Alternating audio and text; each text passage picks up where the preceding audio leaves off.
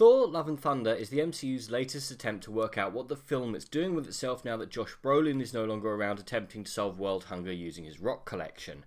And whilst I did enjoy this film in parts, there were times when it just seemed to be in a rush to be over and done with itself. I mean, there's enough here to make maybe 3 films, but it's all just crammed in with no space for each of this film's threads to breathe. I mean, it's fun and all, with any 12-year-old going to this soon to discover their new favourite film full of bright colours and flashy images with lots of gags, jokes and visual images, but it's all just visual. Great for the eyes and ears, but there were much more interesting ideas here that just weren't developed. I mean, take Batman for example.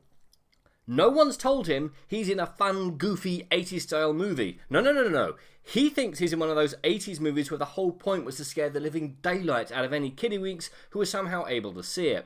He's funny, scary, and pathetic with loads of really cool, interesting, and suspiciously varied powers which are amazing at moving the plots along, and in the film for roughly 10 minutes, which is kind of par for the course in these sort of MCU films. The villain's more here to teach our heroes a lesson rather than actually pose a threat in and of himself, which is a shame as I feel that, given some more screen time, he could have been up there with Spider-Man 2's Doc Ock and legendary villain circles.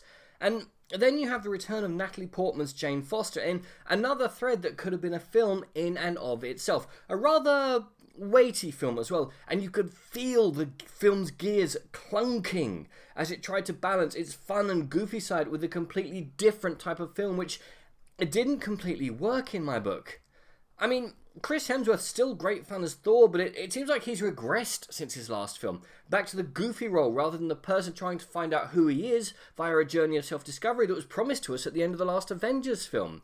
In this film, I would have removed him completely and just had Batman going up against Queen Amidala, him determined to wipe out all the gods, and her, having recently been given the powers of a god, struggling to find her place and trying to work out if she should be a god at all. But we don't.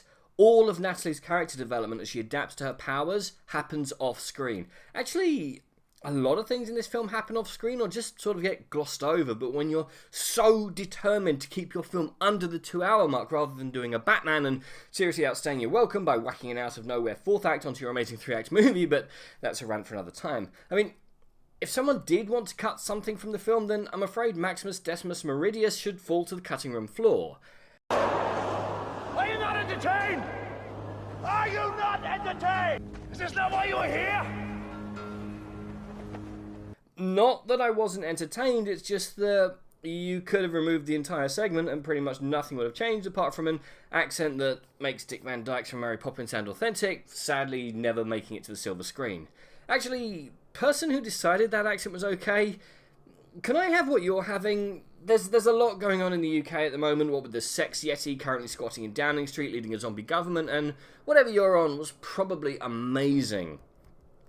Not as amazing as the amount of ambulance-chasing lawyers getting work for all the whiplash that people viewing this are going to get as the film careers from an almost indie film feel to the bright colours and visuals we got from the last film, and then we're off again into Nightmare Land for a few minutes because... Sure. Why not? Again, multiple threads, all rushed, and a lot more that I would have liked to have been seen developed a lot more.